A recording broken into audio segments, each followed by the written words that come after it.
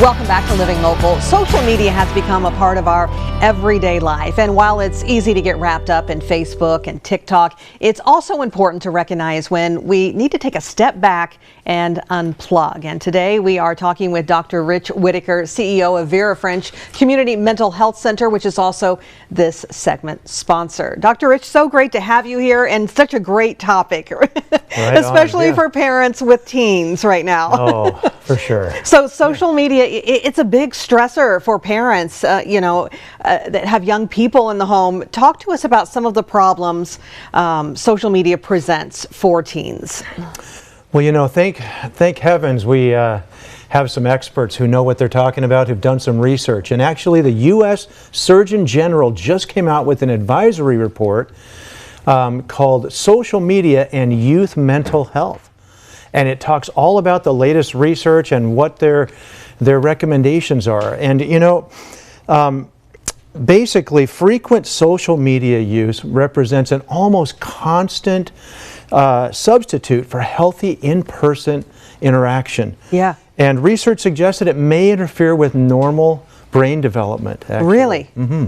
Oh my gosh, yeah, I understand that completely, being a mother of teens. But what does the research say about how much time the average teen spends on social media every day? And is there any evidence that shows that more social media means more problems? Yeah, it's really interesting. Actually, the average teenager spends 3.5 hours every day on social media.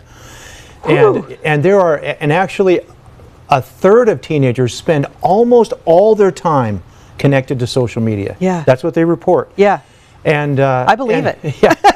And actually, this latest research says that any teenager who spends more than 3 hours a day, and the average is spending 3.5, any teenager spending more than 3 hours per day on social media doubles their risk for depression, anxiety, mental health disorders. Wow, that's. I mean, it's a little bit scary, right? It's scary, and it's crazy to hear those statistics. So in social media, it's great for connecting, people, But when does it become the problem then for teens? So social media really becomes a big problem when it makes it too easy for young people to be targets of cyberbullying, for example. Okay, yeah. When it causes distorted body image or disordered eating disorders, and when it contributes to poor sleep patterns. Okay. For example, a study conducted among nearly 11,000 14-year-olds found that greater social media use predicted poor sleep, online harassment, poor body image, low self-esteem, and higher depressive symptom scores. Okay. And while it affected both boys and girls, it was the effect was greater on girls than boys. Really? Yeah. Okay. And so would you say those were some of the warning signs for parents then? Absolutely. Okay. Absolutely. If you notice that your teenager is not sleeping well, is more distracted, grades are going down, less interested in being in person with anybody, isolating. Yeah. All of those things could be warning signs that social media has literally kind of co-opted their thought processes and is starting to affect their brain development. Yeah, that's just amazing. So what are some ways that parents can help their teens stay in control and limit their time on social media? So, relationship is just key. I mean, having a good relationship with your teenager is first and foremost really important. But that doesn't mean that you're going to give in to everything that they want to do and just let it happen. Yeah. Helping your teen to understand what those harmful effects are, getting an app maybe that allows you to put some control on their phone usage and on their social media use is really going to be key. But spending time with your teen is really important, and it's not just time everybody watching TV, but time interacting and maybe some time where for dinner time we all put our phones in this basket here. Yep.